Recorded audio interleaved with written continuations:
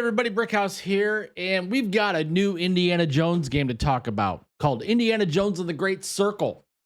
Now, this game is supposed to bridge the gap between Raiders of the Lost Ark and Indiana Jones and the Last Crusade, and a few problems that I'm seeing with this game. The first problem being, and this is from Bounding Into Comics, Indiana Jones and the Great Circle dev confirms Microsoft exclusive being developed for a modern gaming audience. That sends up a red flag. Modern gaming audience. Second red flag. You can't have Indiana Jones without Harrison Ford. What do we have? We have Troy Baker playing the titular character of Henry Jones Jr., a.k.a. Indiana Jones. Wow.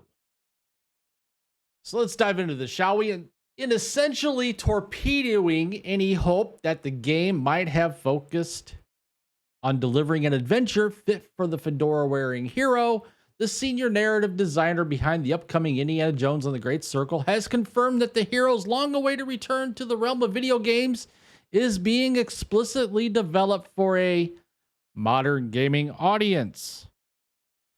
Yikes. Oh, by the way, Bethesda Studios has a role in this. You know, the guys that created Starfield with pronouns.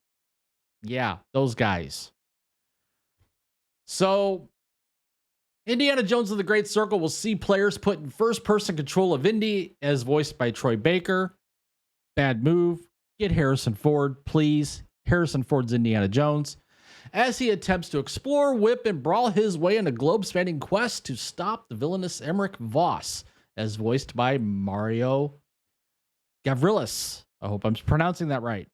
From making use of the eponymous Great Circle, a worldwide network of magic-heavy locations whose activation will imbue its master with great power.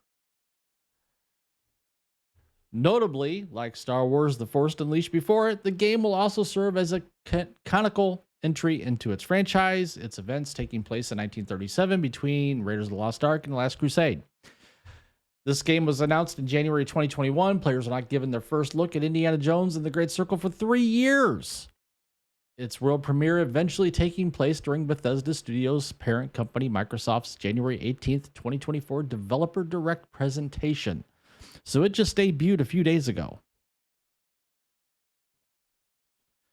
However, while the trailer did its job by sparking excitement in players across the internet, this reception was quickly dulled by a separate game overview video released by Machine Games after the presentation. Therein, following a hope-inspiring declaration from the game's cinematic producer, Mitra Ashkan, Farr, I did that totally wrong, Ashkan Farr, that they rightly observed Indy as being an archaeologist, a charismatic everyman, passionate and determined, and synonymous with adventure. Fan hopes that the Great Circle would avoid the industry's current obsession with heavy-handed player-scolding narratives were dashed by senior narrative designer Edward Curtis Sivis. Subsequent expression of excitement towards the fact that now we have a chance to tell the new Indiana Jones story for a modern gaming audience. Just to give you an idea, ladies and gentlemen, the senior narrative designer for the Indiana Jones and the Great Circle video game. And just so everybody can tell, I'm going to play this quick little video here. We have the opportunity to tell a new Indiana Jones story for a modern gaming audience. Our game is all about putting you in Indy's shoes, letting you see and feel what he sees and feels. For us at Machine Games, we do that best through first person. It's the ideal perspective to bring you into the rich, exciting, and interactive world we've built. We believe that being up close and personal to the adventure is key, making each action feel like your own. Whether it's...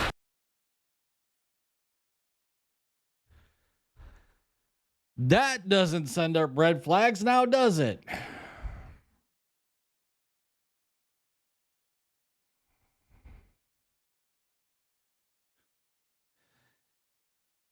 And though the fact would normally warrant little more than an eye of caution toward the game's development, in light of Curtis Sivis's admission, hopes that the game would avoid contemporary storytelling pitfalls were even further buried when Machine Games introduced the game's second main protagonist, Gina, as portrayed by Alessandra Mastronardi.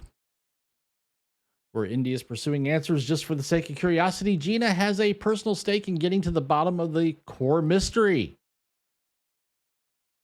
Gina is an investigative reporter who has a lot riding on this adventure. She's been tracking a lead for a long time, and now she has found an ally in this determined American professor. Their paths are intertwined, and they'll need each other in order to get to the bottom of this mystery. As always, there of course remains the distinct possibility that the aspect of modern audiences Curtis Sivis was referring to relates to the elevated gameplay expectations of current gen players. But let's be real. History has shown us that this will more than likely not be the case. Instead, the odds lean heavily toward Machine Games bringing modernity to the world of Indiana Jones via a script that emasculates the hero, takes the spotlight away from him in favor of his new progressive companion, and insults anyone who ever dared to like the franchise before the devs and their cliques gave it their stamp of approval. So basically, folks, this is like Dial of Destiny just now in a video game. I mean, you're going to have, for all intents and purposes, this character Regina being the insufferable feminist girl boss. And Indy's going to be portrayed as the weak male lead. I can see where this is going. So, I'll leave it up to you guys. What do you guys think out there in the interwebs? Do you think this is going to end up the way of Dial of Destiny? Comment down below. While you're at it, please take the time to smash that like button, subscribe to the channel if you haven't already. Hit that notification bell so you don't miss a video. And with that, I will see you later. We'll